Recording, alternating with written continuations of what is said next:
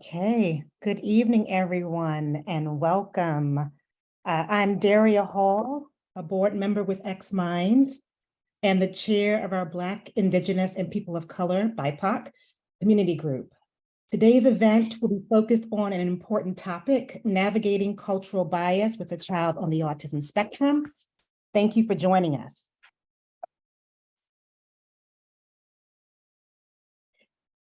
If this is your first time with us, xMinds stands for the Partnership for Extraordinary Minds.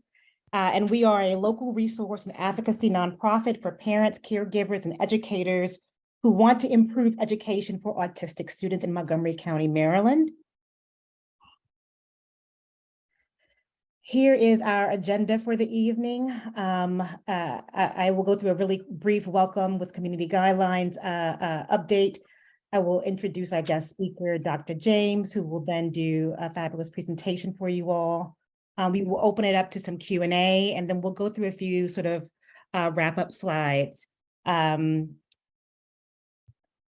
few notes on our community guidelines. One, we are doing a simultaneous interpretation in Spanish tonight.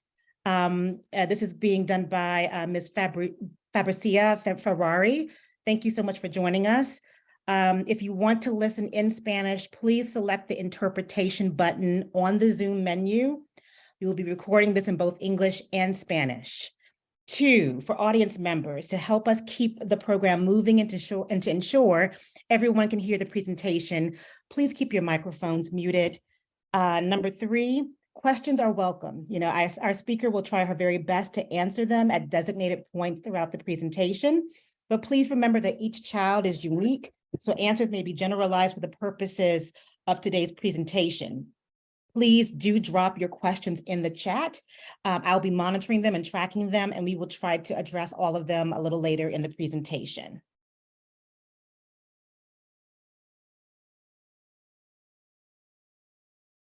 So with all that said, let's dive in. As some of you know, in recent years, local and state leaders across the country have been declaring racism as a public health crisis. These declarations are an important first step to advancing racial equity and justice, but they must also be followed by the allocation of resources and strategic actions, such as important cultural competency trainings to help improve how services are provided within institutions to create a more equitable system for everyone. The 2019 National Healthcare and Disparities Report found that white patients were more likely to receive better quality care than communities of color. This bias means that our communities can have a harder time accessing healthcare, which causes delays in treatment, leading to worse outcomes. In Maryland, there are roughly 109,000 students, 12.4% of the total student population with a disability. And according to this map, Montgomery County, the state's largest county, also has the largest number of students with a disability. I think it's a little over 20K in the 2020-2021 school year. Those students diagnosed with autism in the state are roughly 40% Black and 13% Hispanic Latinx. A recent study in autism research examined data collected through the Centers for Disease Control and Prevention and found that as many as 1 in 4 children who have documented signs and symptoms consistent with autism spectrum disorder are currently undiagnosed. The study also found that those undiagnosed children are more likely to be children of color. In addition to disparities in the diagnosis, families of color may also experience cultural incompetencies by providers, incorrect diagnosis, and financial and transportation barriers to the right types of support, creating a culture of bias that can be difficult and frustrating to navigate at the very least. In my own family's case, my son, who is now 14, was 2 years old when he was diagnosed. I learned early on that a parent or a caregiver is a child's best advocate. During our journey, there have been ups and downs, as I'm sure many of you all know too well. There were therapists who tried to stereotype him as aggressive before really getting to know him. And there were teachers and counselors who sometimes underestimated him. The bias we experienced was mostly subtle, such as remarks about his size in relation to situations that had nothing to do with how tall he is.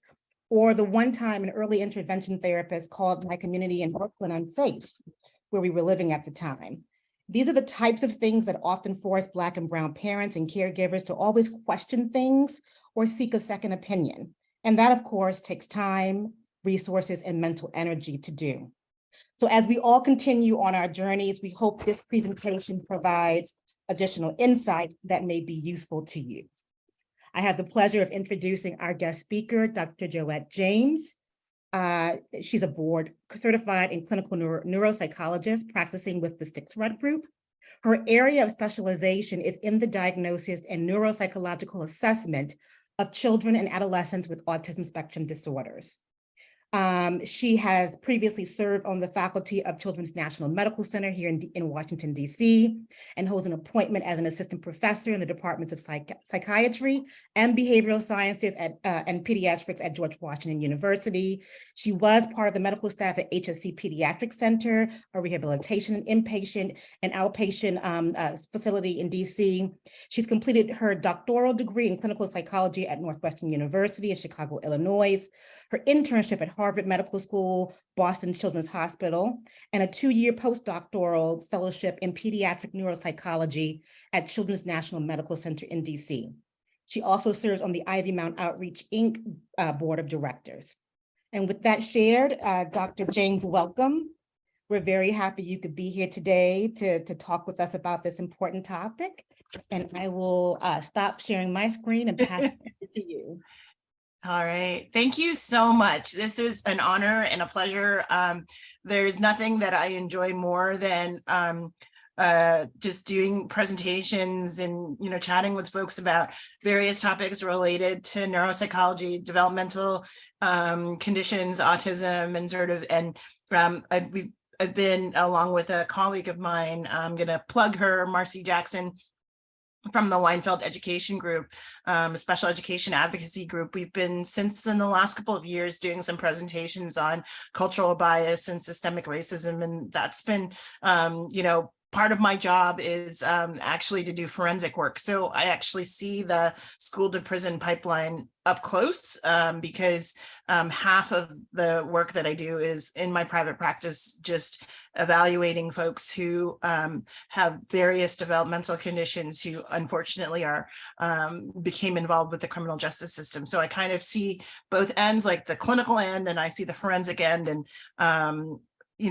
just thinking about social justice issues is just a really key part of my work. And so, yeah, I'm really pleased to be able to chat with you all today. And as Daria said, we're going to take a break halfway through or so the presentation. So to take some questions when they're fresh in your mind, and we'll address those. And then at the end, hopefully we'll actually have some more time for questions and discussion. The first thing that I wanted to show everyone is actually a clip from a movie that I just saw recently. It's called In a Different Key, and it really is sort of the story of autism on a broad scale, and really focusing also on the individual life of a man named Donald Triplett, who was apparently the first person ever to be formally diagnosed by Dr. Leo Kanner in the mid to late 1930s, the first person in the United States diagnosed with autism. But the clip I'm going to show brings up a lot of interesting issues related to cultural bias, and I'm hoping will kind of serve a little bit for a fodder, maybe for questions and discussion at the end. But I would highly recommend this movie. I am a documentary. I'm just very passionate about documentaries. I love documentaries. And this is a really well done documentary because I think it really covers all aspects of thinking about the autism spectrum and issues of, politics and culture and race, and how all of these things, unfortunate, and access kind of really have come in the mix, come into play with thinking about finding spaces for folks with autism, celebrating strengths and working on areas of vulnerability. And I just think it's a really, really good film. All right, I will now, I'm going to share my screen, and I'm going to play part of that. So just give me a moment to do that.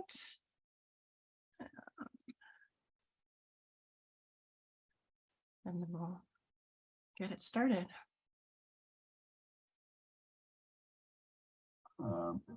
Mr. Beeman triplet that the community had, if there had not been the network of support, all of those things, would Don's life have turned out the same way? And this is Donald Triplet. So there's Super another cute. important factor about the environment that Donald grew up in. He was a white child raised in the Jim Crow South, and Forest was a segregated community, separate facilities and all that. Of course, a lot has changed since then, but there's no doubt that a child who was Black growing up when Donald was a kid would have had nothing like his advantages, even to getting diagnosed. And it's not just the South. For Black children, getting diagnosed with autism has always been a challenge. When Karen and I started looking at all documentaries about autism, we noticed that almost all of the kids were white. And that's partly because for a long time, psychiatry believed that autistic children were only born to parents who were highly educated and highly intelligent. His father is a specialist in nuclear power plants. In the categories of highly intelligent and highly professional, because of racist attitudes, were seen to rule out Black families. His father is a college graduate and a self-employed businessman. So for autistic children who were Black, getting an autism diagnosis was much more challenging than for white kids. And in fact, it still is. For me, it looks a little dead obvious, like, well, of course a Black child couldn't have it because our ideas tied to autism are always, oh, the savant, the genius, the card counter. And when in the United States, we, really stereotype Black people as being less than, less intelligent, less capable. If you have a diagnosis that surrounds intelligence and high intelligence, right? Of course, our children are precluded from the diagnosis. That's pretty obvious. Come on, you want to make this light or no? Go, go, go. Come on, come on.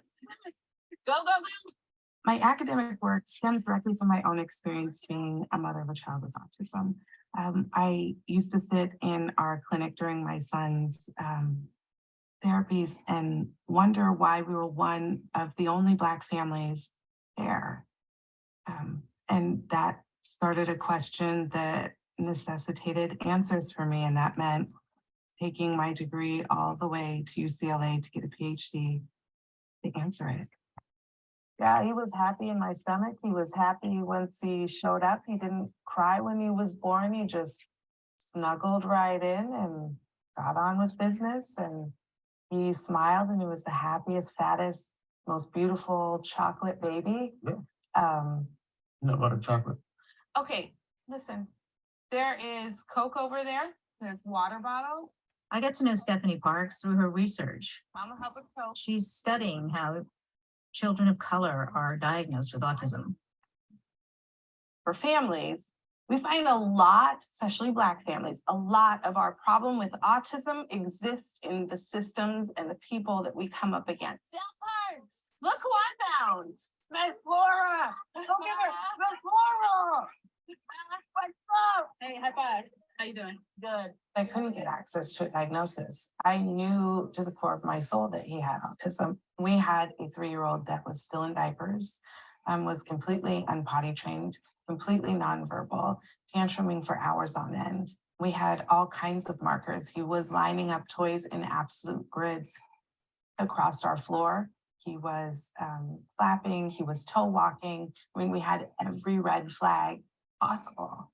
And we still couldn't manage to get a diagnosis. We went to the pediatrician several times and we got the same type of response that most families get, especially Black families, which is our boys are, they're a little slow. He's slower than other kids, maybe, he'll catch up. And actually the pediatrician was my personal pediatrician when I was growing up. I mean, she's warm and lovely and all the things you would want in a pediatrician, like really exceptional human.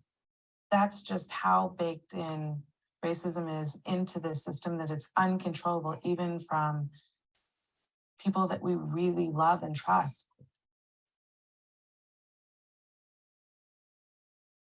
This doesn't mean that there are fewer African American and Hispanic children with autism, let alone adults.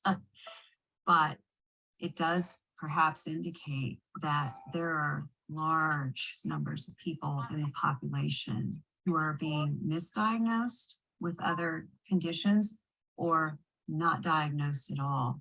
When I began my research, I was thoroughly shocked by how racism worked in clinical spaces. I have spent time watching clinicians diagnose kids with autism. In one particular situation, I was watching a clinic in a major metropolitan area, and one of the Black parents was asked about disciplinary practices, and to which she used the word whooping. She explained to the clinician how her child was doing things that had scared her, like climbing into high places and running off. And like, if he did that, he would get a whooping, so he would understand not to do them again. And the clinicians became very concerned and they wanted to call Child Protective Services. But the next appointment, we had a white family come in and the child expressed having been hit by their parents in response to being naughty. And the clinicians didn't have the same response to the mother in that situation. In the situation of the white family, the clinicians framed her as being emotionally unavailable and needed help with resources such as respite care, somebody to come in and give her a break and take care of the child while mom caught a break and refreshed herself. And white clinicians looking at a Black mother using the word whooping necessitates a call to Child Protective Services, but a white child expressing having been spanked does not. The framework for doing the autism diagnostic test itself is based on how white people understand behavior and language. And being self-reflexive, I know the things that I'm saying are hard to hear. They're hard to say. They're scary for me too. I take my kid to these clinics and I genuinely appreciate that the clinicians, we have to be extremely careful because racism is so quiet and so insidious that we have to be capable of talking about that and being very, very real about the fact that it's happening and we're having these ideas about people who are not like us.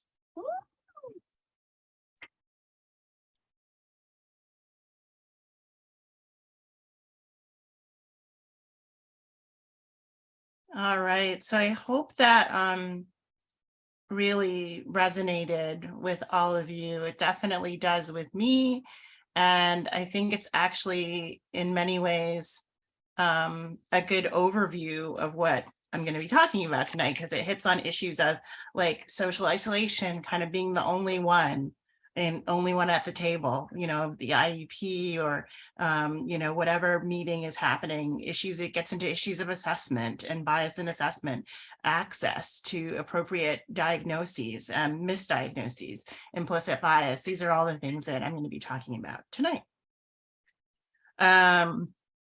And I'm going to just quickly go over ASD diagnostic criteria only because we have a new diagnostic and statistical manual, which came out last year. So you may or may not know that the DSM is what we use as sort of the Bible of diagnosis in psychology and psychiatry. And it's revised periodically, and it's in its 5th edition right now. And there was a specific text revision that was done last year. So I'm going to talk, there's very little that has changed, but there are a couple things that have changed. The biggest jump was actually from the DSM-4 text revision to the DSM-5 when Asperger's was removed as a diagnosis, and when social and communication difficulties or challenges became like kind of one diagnostic criteria. They weren't separated into social, communication, and restricted interest in repetitive behaviors like it had in the past. So there's a little bit of tweaking that has happened. We'll talk briefly about prevalence and comorbidities, and then we'll spend the bulk of time really talking about systemic racism and cultural bias in autism. All right, so as I said, there was a little bit of a tweaking that was done last year with the autism diagnosis, and it was mainly to increase clarity and to continue to have basically a threshold, a high diagnostic threshold, meaning that, just making it so that autism and autism spectrum disorders have a tighter number of characteristics and kind of like identity. As you may know, and as I teach parents all the time, developmental disorders, the neurodevelopmental disorders, which includes autism, learning disabilities, language disorders, intellectual disability, are kind of like the Venn diagrams of our youth. I literally go like this with parents, and I say, remember Venn diagrams. There's a lot of overlap, and because there's so much overlap, there are continuous research efforts to understand the spaces in between and how they actually are different, because they are different to some extent, but they're still, for example, I've never met a child that I've diagnosed with ADHD that didn't also have some social difficulties, but that's very different from the kinds of social difficulties we might find in someone who's autistic. So, it's really, that's where some of the clinical experience and training comes in, and making those differentiations. So what they did with last year was make it so that it was very clear in the highlighted red, all of the following, that these difficulties with social emotional reciprocity, nonverbal communication, and developing and maintaining relationships all have to be present, each of these three. The way the language was before, it made it kind of sound like you only needed one. And so that's a clarification, again, making that diagnostic threshold higher.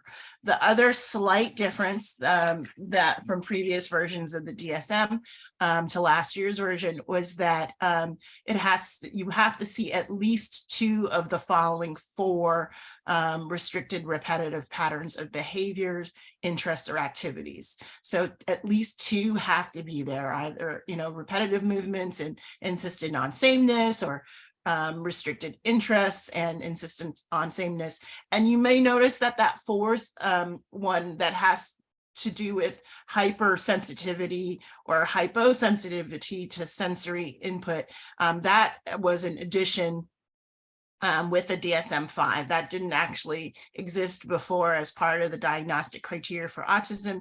But I think research has shown that these difficulties with sensory processing happen so often in folks with autism that it needed to be part of the criteria. And of course, one of the things that I highlight a lot, and it's tricky now that I think everyone and their mother thinks that they have autism, is that this is a developmental condition. So the symptoms have to be present in the early developmental period. This is not something that all of a sudden at 50 you have autism. And so it gets really tricky, though, to make those diagnoses in adulthood and later life, because you really need people to be able to speak to the developmental period. And that gets harder and harder as we get older.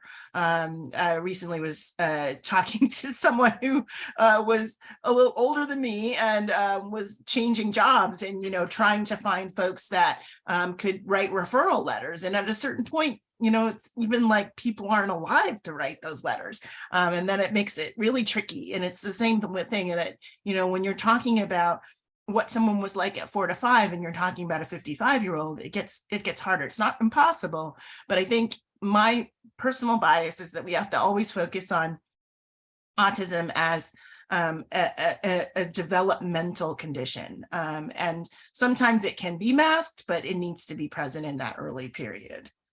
All right, quick facts. We know, many of you may know, that the prevalence of autism is increasing and increasing. When I gave this presentation a few years ago, it was using 2015 statistics, and it was 1 in 68. Now we have 1 in 44.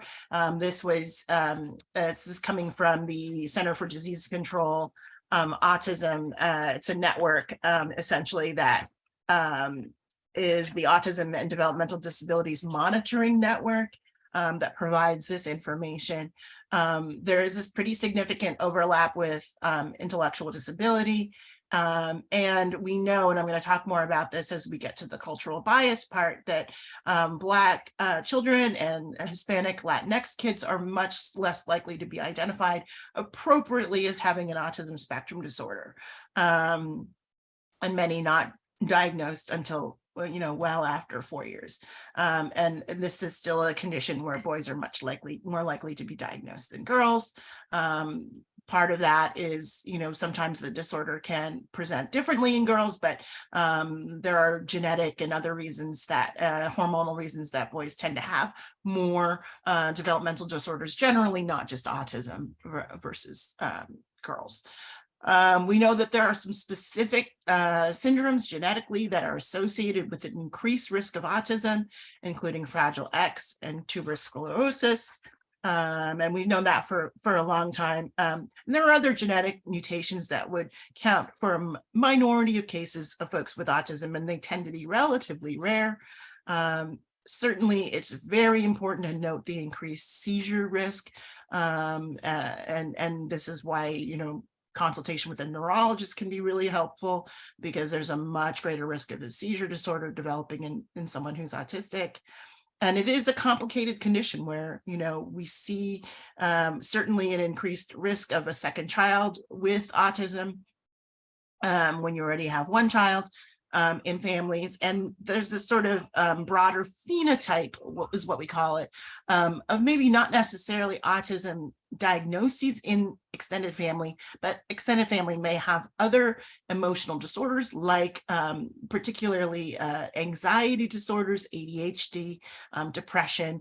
And we're still, not quite at the phase. I think, this may be many years from now when we're sort of moving towards this idea that all of these disorders that we diagnose through the DSM may actually be more linked in a biomarker kind of way versus the kind of classification system we have right now, which is just by behavior. And that's really the future of understanding how depression and anxiety and maybe autism and ADHD may have similar biomarkers, and whether that's something in the endocrine system or something in a neurotransmitter system chemically, we don't know yet. We're still kind of very early days, but that would be probably a more effective system than the kind we have now. We know that autism can present in a variety of ways. And as I said, that's one of the things I love about that film, is that it presents really the story of, the adage is you've seen one person with autism, you've seen one person with autism, because you can have variety in IQ and comorbid conditions and strengths and areas of challenge in verbal ability, et cetera. It's one of the most, sort of in my career, certainly experience of like the variable conditions, because really I can't even think of anything, even medically, that presents as widely as autism does. And that makes it a challenge, but it also makes each person with autism incredibly unique and special in their composition of strengths and challenges. As I said, we need to really, it's very challenging to diagnose in adulthood. And it's really something that we're going to probably in the position of doing more and more. I think as we get a better handle on more subtle presentations of autism. And in making the diagnosis, it's really important to think about comorbidities, because there are higher comorbidities with things like ADHD, anxiety disorders, obsessive compulsive disorders. And so you really, when you're trying to diagnose autism, you're talking about assembling a team of folks with expertise. Psychologists, pediatricians are usually, for kids, the first area of entry. And this is where often with cultural bias, we have issues with pediatricians, as you heard in the film, even trusted, loved pediatricians actually recognizing the signs of autism. Particularly in folks of color. Neurologist is an important person, as I said, from looking at comorbid conditions like seizure disorders. Psychiatrists can be really important when there are comorbid mood or anxiety or other kinds of conditions that are primary emotional disorders that need to be treated, and more sort of behavioral emotional regulation. And of course, speech and language pathologists and OTs are often part. And so when we do evaluations, when I do them by myself privately or part of Sticks Root, or when I used to be at Children's, we were really looking very comprehensively at all of these pieces of the puzzle, because each one, the neuropsychological evaluation tells us a lot about attention and executive functioning, and really is the bridge to understanding how someone functions in the real world.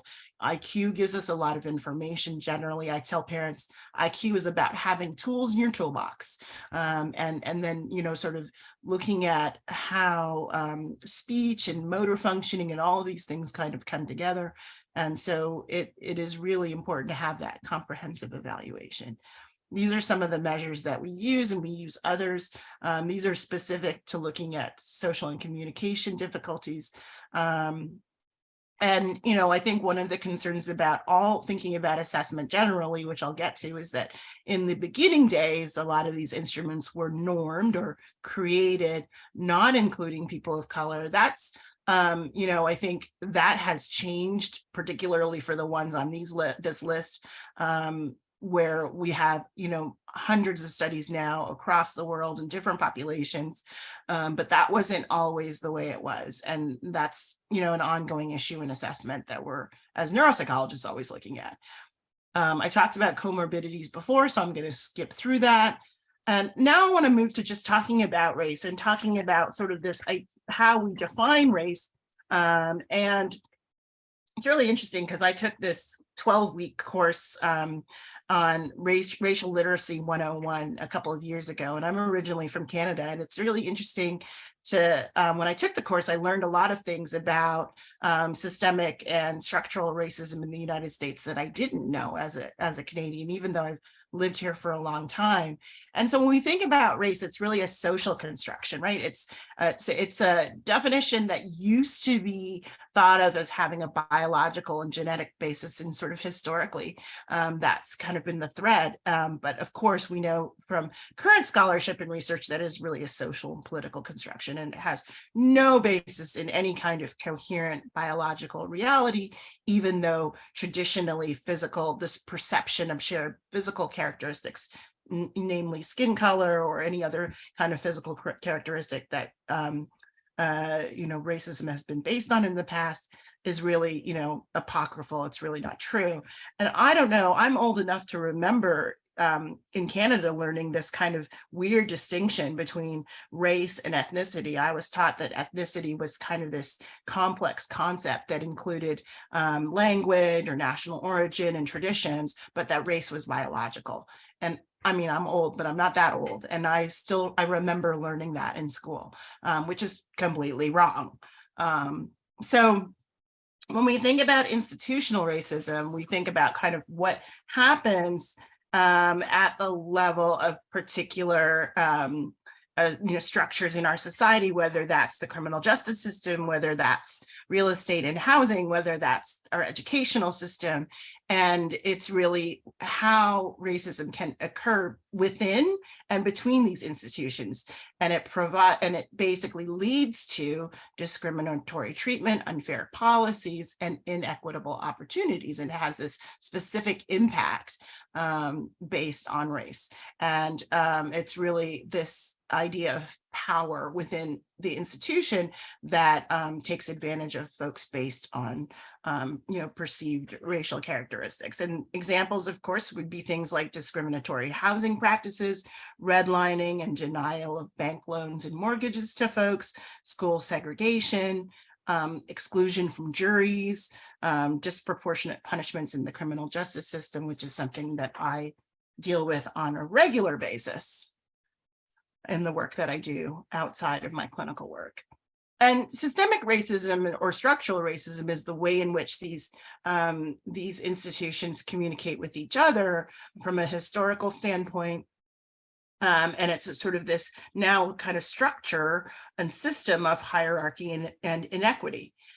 And so it really, again, is the preferential treatment, privilege, and power for white people at the expense of Black, Latino, Asian, Pacific Islander, Native American, Arab, and other traditionally racially oppressed people. So it's really this combination of how the systems talk to each other. So for example, you know, we see in this slide I think a lot of the focus in the past has been on interpersonal and individual racism at the level of biased attitudes or thoughts or prejudices, and then actions between people or groups of people, like the Ku Klux Klan, or like how Asian Americans have been treated during COVID.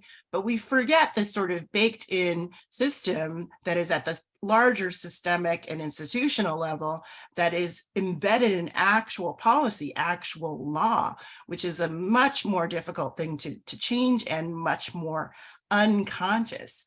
And that's kind of the level at which we're kind of thinking about now: policies, practices, and even culturally, what is beautiful, what is important, what is valued. And this leads to the last definition, which is really about implicit bias. And this can be almost the most dangerous of all, because it's attitudes or stereotypes that affect actions that are really unconscious. They're not, the sort of traditional things that we think about in terms of conscious acts or beliefs that are racist. It's really how people act towards others that are in a really implicit, unconscious manner, and without the person's intentional control. And when I think about this in terms of the school system, I think about teacher expectations that may be there. And there's a lot of research that shows how kids of color are treated differently by teachers, again, not consciously, where expectations may be lower, they may be talked to in a different way, graded in a different way, and again, not with any sort of intent, but done outside of conscious control.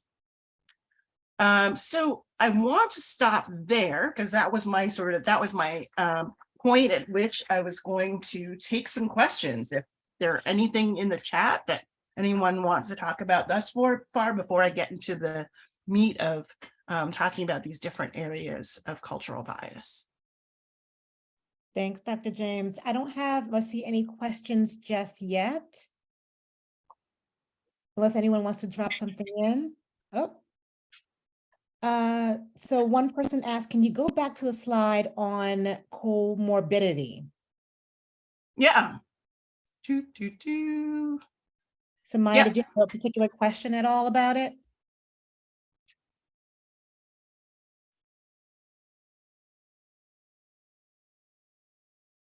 Okay.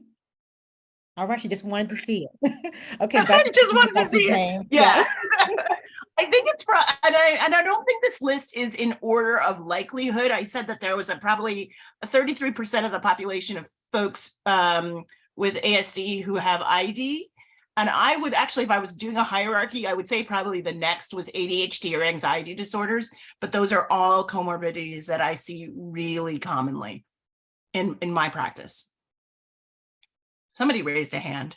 I see. Sylvie raised a hand. Yep. Yes, hi. Thank you very much for this presentation, Doctor. I really appreciate everything that I'm learning.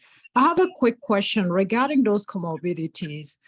For example, I am originally from Central Africa, and I have a lot of parents that I discuss with that have their children on the spectrum. I do have my oldest daughter who's 17 years old, who is on the spectrum. And I have been educating myself, not just for me, but also to be able to help those families back home that may not have any way of learning about autism and what to do with their children or with their family members that are on the spectrum. So one of the things that I see most of the time is that when they have a child, for example, who's able to do something such as having language, or even just like doing basic math or whatever is academic, they think that, oh, there's a problem with that diagnosis because they can do this and this. And the assumption here is that they feel like most of the people on the spectrum should have the diagnosis of intellectual disability. So I wanted to know, do you know, research-wise, what is the percentage of people diagnosed with autism that also have a comorbidity of intellectual disability as another diagnosis? About 33%. Thank you very much. About 33%. Do you mind sending me some reference on that? If Sure. that's okay. Yeah. I mean, yeah. And if someone just makes a note, I will find something on that, but it's about 33%. Yeah. And I'm In taking notes. fact, the DSM, so the Diagnostic and Statistical Manual, may have that in the, because there's a section of the DSM after the diagnostic criteria that actually talks about comorbidity, and I bet you it's in there. And that's good because that's kind of the ultimate reference for us as psychologists and psychiatrists. But I will take a look. Thank you for that question. So now I want to get into this idea of the impact of systemic racism and cultural bias. And we're going to start with referral and diagnosis, which I think is probably, the area that you heard in the film that can be the most frustrating. Just getting that initial referral and a proper diagnosis. Why is this important? Well, we talked about this before. This just happens to be a slide with reading disorder in the middle. It could, just equally be ASD. But we see incredible, they're my little Venn diagrams again, folks, incredible overlap between emotional conditions, between in what we call neurodevelopmental disorders. And so getting it right is really important because yes, there's overlap, but there is a uniqueness about each of these conditions. And you want to make sure that you're treating the right thing and that you're addressing the right thing. As we know that Hispanic and Latinx children are 1.2 times less likely to be diagnosed with ASD than white children and 1.1 times less likely to be diagnosed than Black children. And so, there is all kinds of stigma for this population around access, issues of non-citizenship, of low income, of non-English, being a non-English or non-native English speaker. These are potential barriers, especially when in that initial referral in dealing with a pediatrician. And oftentimes, getting that initial referral is so important because it can lead to a referral to a specialty clinic for autism. And that's, without that, you're kind of stuck. And you don't get the access to the kinds of comprehensive evaluations that I just discussed earlier. This is actually referring to a particular study that was done through the Autism Spectrum Disorder Clinic, which is a specialty clinic at Children's Hospital where I used to work. And what they found was the good news was for Black children between the ages of 4 and 8, there really is no statistically significant difference as far as receiving the autism diagnosis. And that's an improvement, because it used to be across the board, even with young children, there was a disparity there, but that has essentially been eliminated in part probably due to early intervention programs, which are identifying kids early. But unfortunately, for Black children who had less prominent autism symptoms and who had higher IQs, they were less likely to be referred. So children older than the age 6 were less likely to have this diagnosis. And if they did, they usually had a lower IQ and a lot of symptoms. So why is that the case? And, I think this is an area that we're still exploring and many potential etiologies. There may be parent misinterpretation of behaviors or less emphasis on some of the behaviors. There is some research to show that Black parents are sort of view some of these what are called problematic behaviors differently than do white parents, and our tests are predominantly based on norms that don't necessarily include Black parents. So we're not picking up any cultural differences on our measures. And those measures are what are in part used to make these diagnoses. It could be simply that pediatricians are not taking Black families and their concerns seriously. And so, when someone goes to the pediatrician, like the woman in the film pointed out, oh, don't worry, he's a boy, he's gonna catch up, don't worry about it, even though she was seeing things that clearly said, autism. There are also sort of mediating factors, things like low socioeconomic status, which there are a greater percentage of Black families who are of lower SES, and families of lower SES have a harder, have much harder time accessing services. So all kinds of reasons. We're going to talk a little bit about assessment now. So we've always had this IQ gap with African Americans of about 15 points, IQ points.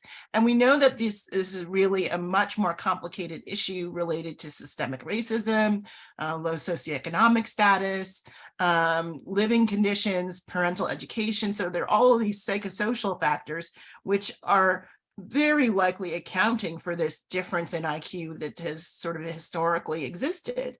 And, as a result of that, assessment practices have changed. There was a time when, single measures were used to just make a diagnosis of ID in a Black child.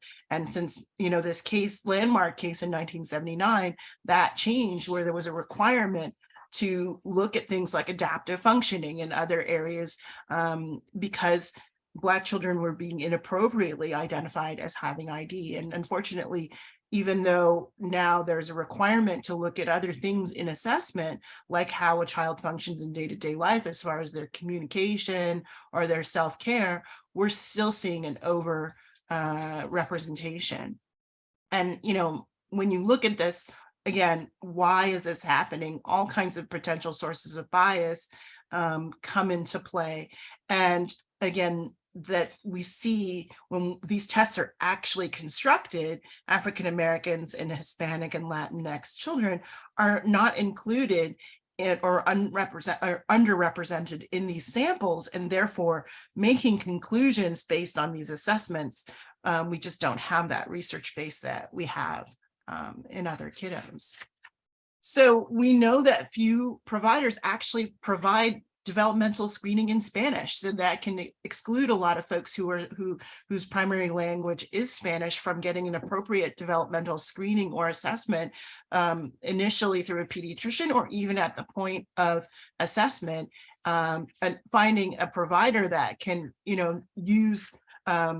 appropriately use the instruments that exist, and even having batteries that are specific to not only linguistically, but culturally can also be problematic. And I just was reading a number of studies talking about how Hispanic and Latinx families talk about feeling as though their provider doesn't listen to them or provide them with the needed information. And so there are a lot of issues related to kind of how these assessments happen and the quality of assessment. Now we're going to just briefly talk about diagnostic classifications and what happens in that area and how cultural bias can impact. So we have research that very clearly shows that there's a disproportionality in the special education system, and that Black students and Hispanic students are much more likely to be diagnosed as having educational disabilities. So they are overrepresented in the system in general, but particularly in emotional disturbance and intellectual disability. So there's sort of a very particular place in which bias goes, and that is in these two particular categories: emotional disturbance and ID. Again, socioeconomic status, of course, is a mediating factor there in terms of being able to access legal rights under federal special education law. And disproportionality is just this idea that someone's representation in a particular category will exceed expectations for that group, or differ substantially from the representation of others. So when you have for example, 50% of prison population being Black males, when Black males represent, 13% of the population, that's just disproportionality. So something is up there that we need to kind of say, why is this happening? And we know for sure that both Black and Hispanic students are overrepresented in special education. And this, I think, is really interesting, this sort of problem with making proper diagnostic classifications in Hispanic students, because if they're bilingual, there is this increased risk for being diagnosed with a speech and language disorder, even though this may be someone who is learning English or is at a different point in English language learning and absolutely do not have a speech and language disorder. There is this tendency to make that diagnosis again based on implicit bias, on systemic racism, and just this thought that, oh, this person must have some kind of language disorder and not understanding context, or with a learning disability, with especially like a language related learning disability, like a reading disorder, much more likely to be incorrectly diagnosed as a Hispanic or Latinx child. Again, this disproportionality, this is another chart just showing the overrepresentation of Black students in ID categories and ED categories. I mean, it's just 2 times as many. And this is in part due to many things, bias, discipline policies, which I'm going to talk about in a moment. So this school disciplinary practices is the last area that I want to touch on. And that's very real because, when we have a child with a disability, many times the problematic behavior is related to their disability, to emotional regulation problems or other aspects of executive functioning, impulse control. And there are many times in which that's not recognized in the school system and really seen as, this kid is a bad kid. And you can see this disproportionality in discipline, particularly with Black students with disabilities, but you can also see with Latino students more likely to be suspended. And the thing about suspension that's dangerous is that it is the gateway into becoming disenfranchised with school, not being interested in school anymore, lowered self-esteem, and then into potentially the criminal justice system and kind of dropping out and associating with folks that will eventually lead them into that school to prison pipeline. So it's really a big deal, these disproportionate disciplinary practices, because they can lead, and I see it every single day. And it's heartbreaking that disabilities folks are incorrectly classified and diagnosed, and suffer under this kind of discipline. And the research really shows that for white children, they tend to be disciplined more for things that are like status offenses, like leaving class or that sort of thing.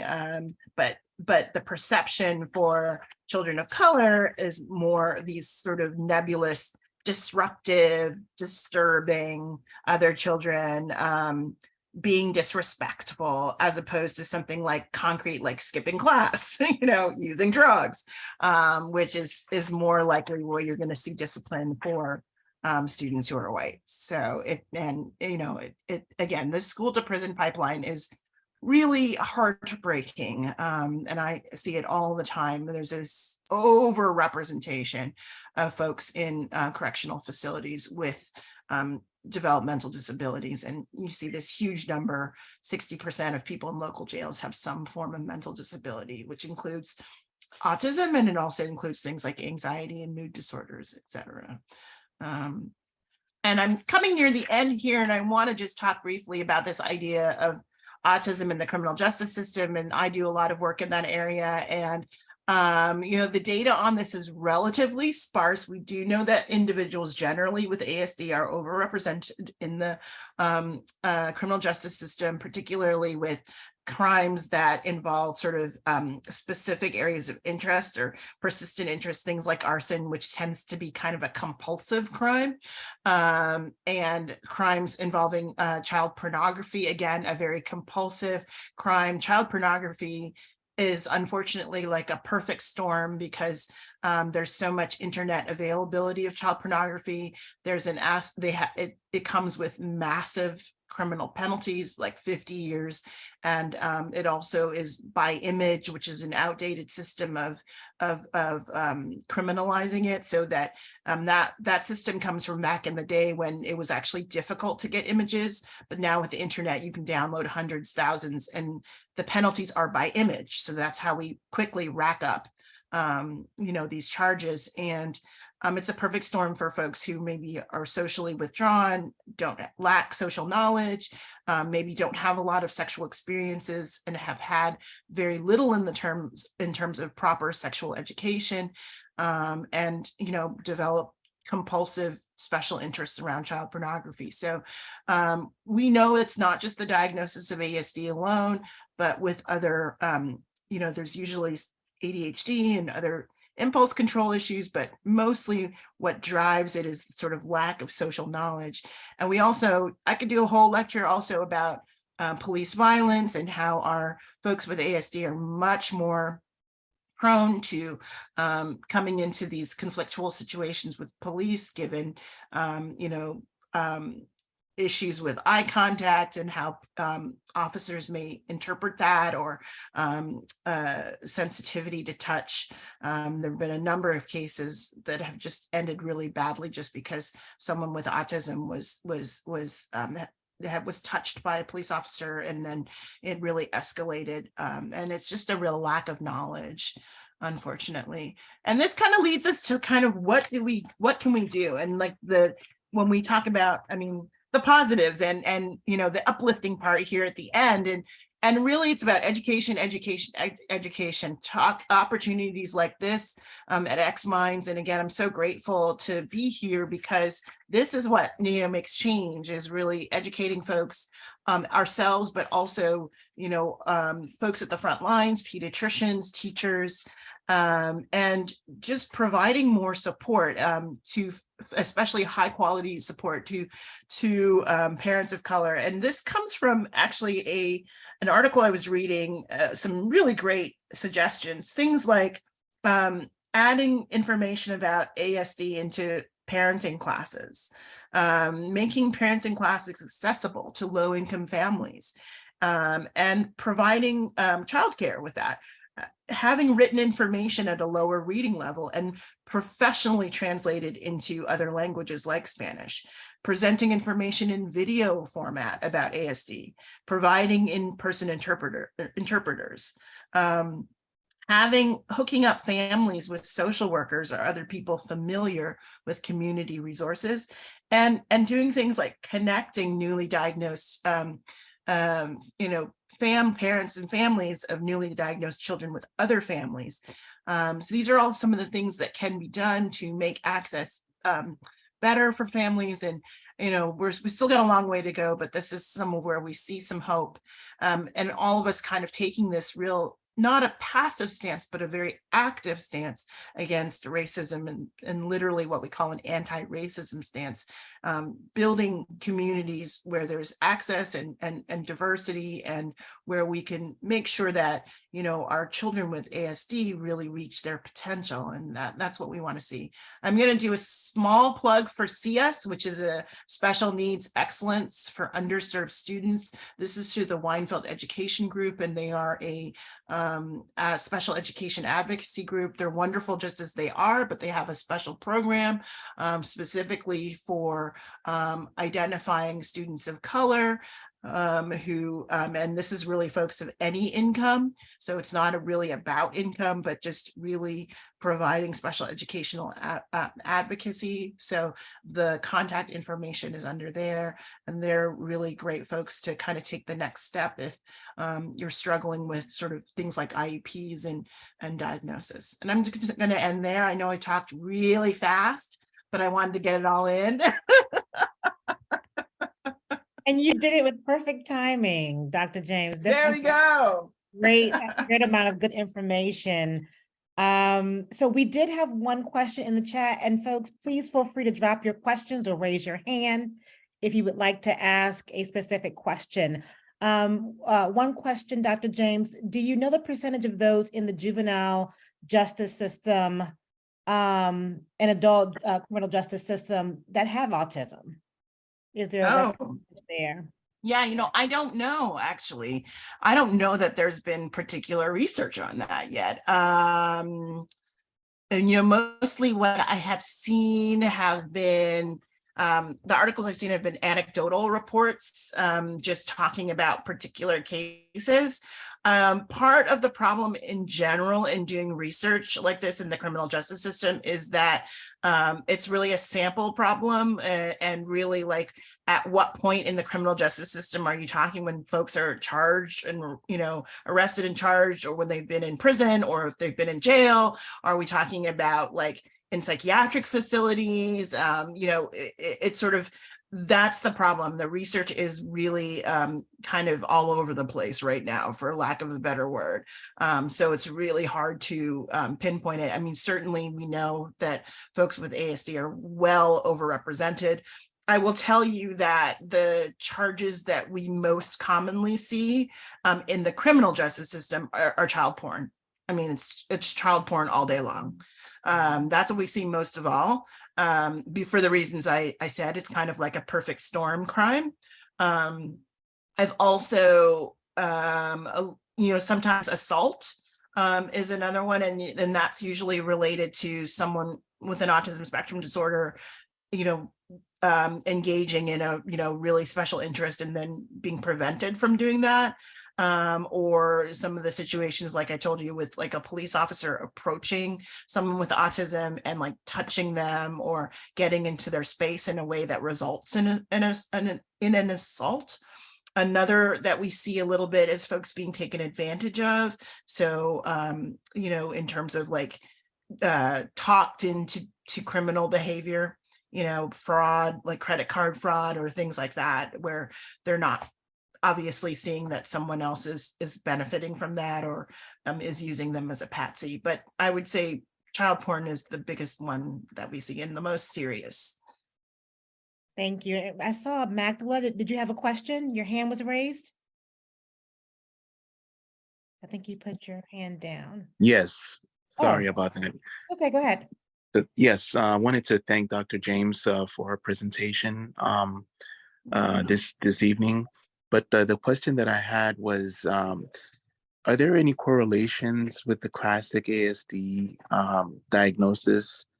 And I was just wondering if there is any comparison between developed industrialized countries versus third world countries, and how diagnosis may change between these countries.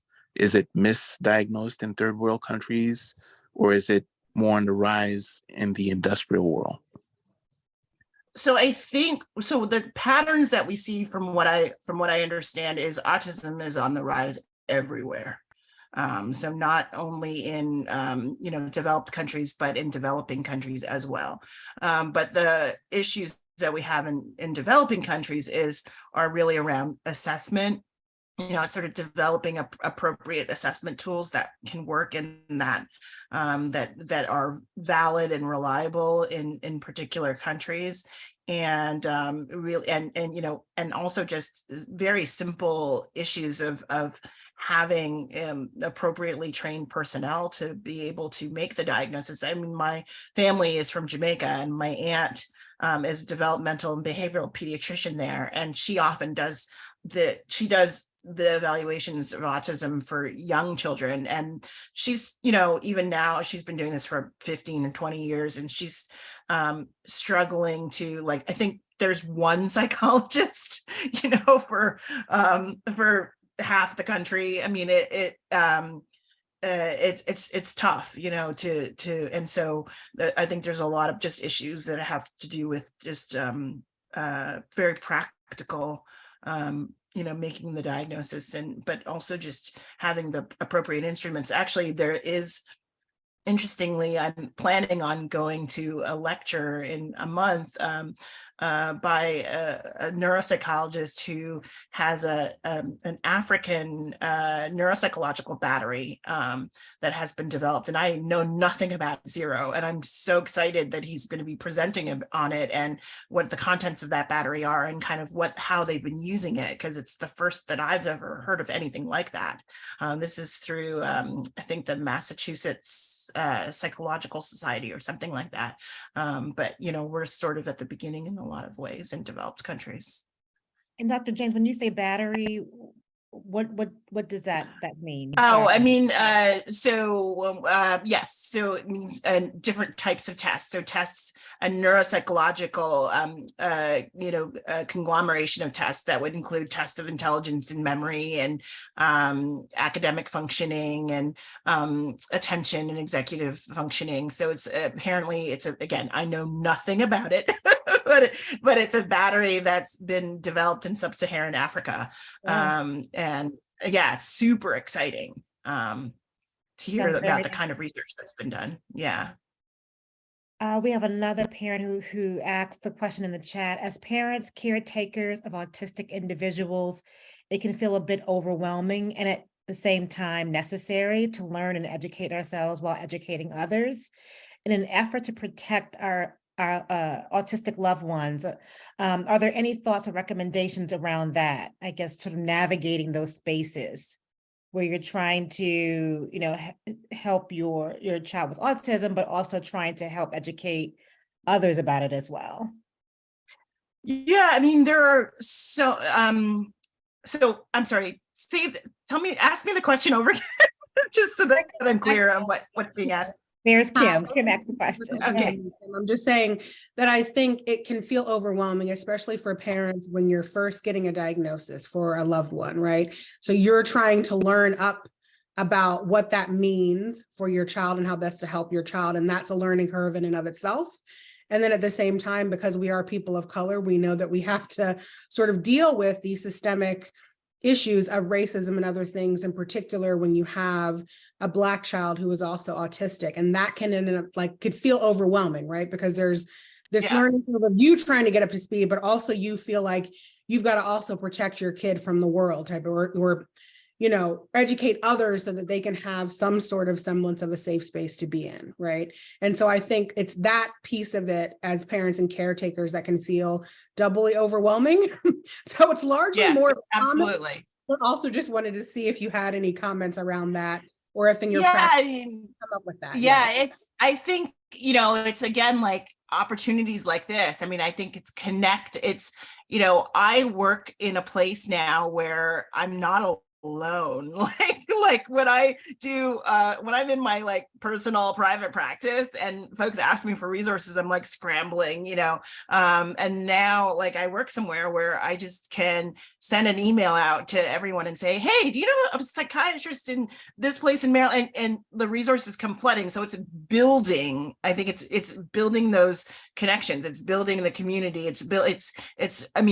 I think that's really the key, so that you aren't alone, because, some of these things, the recommendations that I just read about, connecting to, you have a child who's newly diagnosed and the family's kind of coping with it, connecting them to a family who's going through the same thing. It's huge, because now you're not alone, and you can have other people that you can bounce these ideas off of. And I think that's that I think is so valuable. I can definitely say, for me, as someone who's, going through breast cancer right now, having the help of a support group where I'm like, oh yeah, I'm going through this, I lost my hair, and they're like, yeah, it's going to grow back. Okay, that's great. I mean, it's all about sort of building those connections with other folks.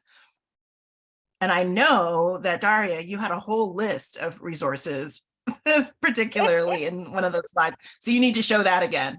Yes, I will put that on the screen. I actually had one question for you, Dr. James. Something that you and I think talked about briefly was just the lack of research in the field that dives more deeply into some of the areas you discussed during your presentation. There's data on the number of kids diagnosed, right? There's that hard data there, but as far as the intricacies of and the nuances that you spoke to, there's a gap. And I was wondering if you could speak a little bit more to that. Yeah, I mean, just in preparing for this presentation, or presentations that I've done about, in the past couple of years, I'm so happy that, these are the kinds of presentations that people want more and more. But it's also frustrating on the other end, because once you deep dive into it, you realize how little is there. So you have surface data, you know, in terms of prevalence. You have data related to overrepresentation of people of color in particular diagnostic categories, right? In ID, in emotional disabilities. You have, you know, disproportionality in disciplinary practices, all that stuff. Yep. We know it all exists, and we know the numbers, and the numbers frighten us, right? Because it's 2 times as many or 4 times as many, or but we don't have yet a good solid grasp of, I think, research that gets into the etiology. You know, so we know that African-American kiddos with ASD, with more subtle symptoms and higher IQs tend not to be diagnosed until after 6. And you saw that study that I showed from Children's that presents all these reasons why that might be. I think that's where we're still at. We don't know all the reasons, like what contributes to this finding. Yes, we know it's, you know, systemic racism, but how does that actually happen? Like, what's the methodology by which, you know, these things occur? I think, you know, I think when I talked to you about it, Daria, I was like likening it to, I just finished a degree in art history, and it's kind of, we were learning about the feminism in art history. And the first wave of feminism was all about, there are all these women who are incredible artists, but they weren't included in the canon of art history. They weren't in textbooks, that no one talked about them. You'd have a 1,000-page textbook on art history, and there wouldn't be a single woman in there, even though we knew that there were women artists. And that first wave was about identifying those women, right? So it's kind of like the same thing, identifying prevalence, you know, incidence, etc. But the second wave of feminism was about like understanding how this happened. Like how did we get to a place where women were not included, right? Like what were the mechanisms, patriarchal mechanisms, misogyny, how did it work? And then we started talking about things like the male gaze, and we started breaking down why this happened. And then the third wave of feminism included women of color, because the first and second waves didn't. They were all white women, right? So I think we're still in that space after, definitely identified that there's a problem, and this is what this problem looks like. But like, we're not at the point where we know really the mechanisms yet. Thank you. Thank you for addressing that. Any other questions from our participants?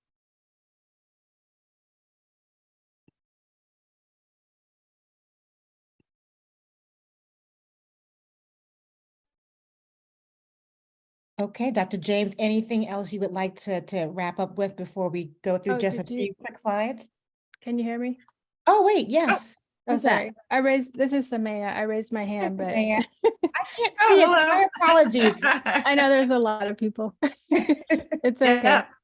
Go for it. I was gonna say, well, I'm a parent, but I'm also an educational advocate. And Awesome. one of my greatest frustrations is IEP meetings and the fact that like if I'm representing a student of color, I do this for any child, but particularly for students of color, and particularly for boys. I, read all the documents very carefully for the distortions, like the use of the word aggression and things like that. And then I make it part of the conversation, and I'll challenge them to use other words. And I also do it in terms of I also do it in terms of the strategies that are being used, because I personally don't like the typical approach, which is to essentially develop and services designed around clients rather than teaching skills. And I spend a lot of my time on that, and it's incredibly frustrating that even and that to me, this gets to the research part. Like even when you have research done, it doesn't necessarily translate in the best thing for the student, because it depends on the mindset that, you know, all the adults making all these decisions have. And if the mindset is, you know, managing behavior, getting the child to do what I want to do, and, you know, that sort of approach, then the whole thing is like doomed to fail. And then like behaviors escalate and all this stuff. And it's like, oh yeah, it's the child, it's the child.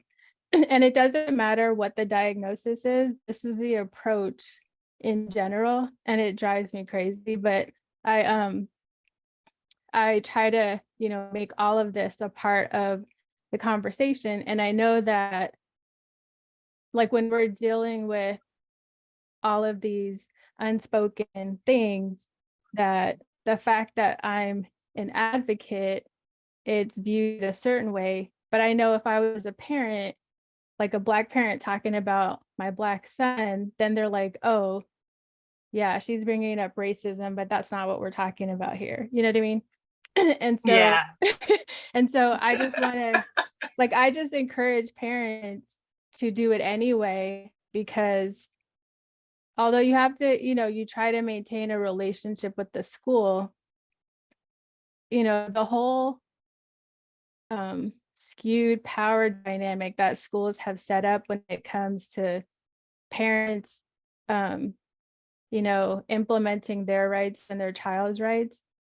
I just feel like, you know, parents should just in general be less reliant on the school's opinion and less apologetic, and just say what they feel like their child, you know, needs, and realizing that the thing that drives all of these decisions is the data. You know what I mean? Yeah. And so, so like getting more and more familiar with the data as much as possible gives you more power, but it's incredibly unfair because everything is, you know, heavily like written in jargon and not explained, but like here's your booklet, you know, of your rights, you know. It's so true. You were talking and well, first of all, thank you for doing what you do and like bringing up those very important points that, you know, where language is being used like aggression, where it's really, you know, we know that behavior, even problematic behavior, is about communication, right? It's how it serves a purpose, it has a function. And that's why we call them functional. You know, that's what, because it's not just being bad to be bad. No one wants to be bad to be bad. It's really about like, what behavior is that, what purpose is that behavior serving? And like for many kids that, as you know, who have trouble with language and communication, it's that behavior serves as a means of communication, and kind of refocusing back to that is so important. And yeah, bringing in the ways in which I think we didn't talk about like racial trauma and that kind of thing, but that plays into behavior as well, and expectations and sort of parent experiences. And so it's having those conversations and bringing them up because, you know, no one else is going to. And also because the fact is, racism has nothing to do with niceness and meanness. But everyone wants to act like, oh, well, I am intending to do the right thing. Yeah. But I don't want to talk about it. Yeah. Yeah. Exactly. Well, thank you for what you do. We need thanks more for advocates. your presentation too. Yeah, we need, I mean, that's my plug, is more advocates. We need more advocates. Yeah, because I mean, I have been to many IEP meetings and I feel incredibly intimidated. So I can't imagine what it must be like for a parent. Because I mean, it's hard. Yeah. And there is a lot of jargon that needs to be pushed through. Yeah. Agreed. Thanks, Amaya. There's one more question. I would like to know your insight on biomedical testing for a toddler with ASD, if you have any thoughts on that. I am not sure what they're referring to when it comes to, so if biomedical testing? Participant, I think it's Huoti. Huote? Do you want to come off mute? Yeah, if and you can, provide some more yeah. context. Yeah, thank you. And sorry for the background noise. So basically, I've heard, and I just had very limited research, but biomedical testing, basically looking into different, I guess, nutrition, what the kids in ASD are lacking in, since they don't eat, proper diet, and that's kind of linked to their, mental state and why they're delayed in certain areas. I'm not sure. I'm still at the research stage, so I would like to know your insight. Yeah, I mean, certainly it's not, I mean, I think I am not currently, to be honest, up to date with the state of the field in that. I do know that at one point, NIMH was conducting, because you have to be completely careful about that, in the sense that there has been a lot of misinformation about autism linked back to ideas about differences in sort of gut, like that was the original, that study that sort of promulgated all of these issues around around vaccines and gut health differences in folks with autism. And certainly anecdotally, we know that folks with autism can be very restrictive eaters, and only are on the brown food diet and only eat chicken fingers. To what extent that is, a symptom or sort of something related to their cognitive ability, I think, that's still something that's under study. I do know NIMH was planning on doing a large, well-controlled study, and I don't know if that's finished yet, and I don't know if that was something that they were doing over long term. But for information, you want to go to really peer-reviewed, good sources like NIMH for information. And as you're researching it, that's what you really should be looking at, journal articles that are from reputable journals that are peer reviewed, and studies that are replicated as opposed to anecdotal info. But certainly that's something that people have talked about, and is something, an area of research. Thank you so much. I appreciate it. Thank you. Oh, you're welcome. Thank you again, Dr. James. It's been a wealth of really good information and just good community building around this issue. xMinds we're always open to feedback. So I put on the screen here our feedback form. It's a 2-question survey. Please take the time to fill it out. The link is on the screen now, and it's also dropped into the chat. Also wanted to flag really quickly upcoming xMinds events that's coming up on the preschool level. There's one on February 22nd about the Maryland Autism Waiver, and another one on March 7th for better understanding the IEP and how you can better navigate that and in conversation at your school meetings. Also wanted to flag for this group to learn a little bit more about the burden of proof bill. In the state of Maryland right now, there's legislation moving through the General Assembly that can possibly help families of color get the services they need. It's called the burden of proof bill. It's a big deal because currently Maryland law states that if you're a parent of a special needs student and you think your school district isn't serving them properly, that right now it's up to you as the parent to prove that in court. However, a pair of lawmakers are trying to reverse that burden of proof through proposed legislation. And that's it's called the House Bill 294. If it is actually passed, it would put that burden of proof in due process proceedings back on county school districts. I thought that was a particularly important topic to raise, especially as we're having this conversation, and urge folks to learn more and to get involved. There's Developmental Disabilities Day at the legislature on February 22nd. It's Maryland's largest day of advocacy for individuals with intellectual and developmental disabilities. So please learn more about this. The House Bill 294 will be a part of that day's conversation. As Dr. James mentioned, there is a wealth of resources at your fingertips. xMinds has all of these resources listed Mhm. On our BIPOC Autism Resources page. Please go take a look. As Dr. James was mentioning, it's important to just build community, to educate ourselves, to learn more, to pass it on. And a lot of these groups are open to helping us to do that.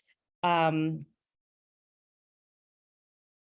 then I think just lastly, sorry, I'm a little all over the place, but lastly, we recorded this presentation and we will share a link of it with you all.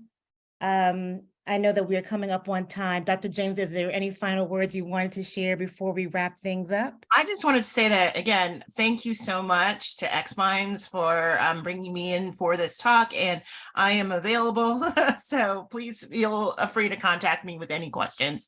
My email contact is there and also my phone number. Thank you. And we did drop all of this into the chat. The bill number is 294. I think someone asked, House Bill 294. Yeah. And with that, thank you all for joining and hanging in there with us. Thank you again, Dr. James, for your time and your energy and your courage. And we appreciate all of you, and we hope that you'll come back and join some future conversations with xMinds. Thanks again, and have a beautiful evening. All right, take care. Bye. Thank you. Bye, everyone.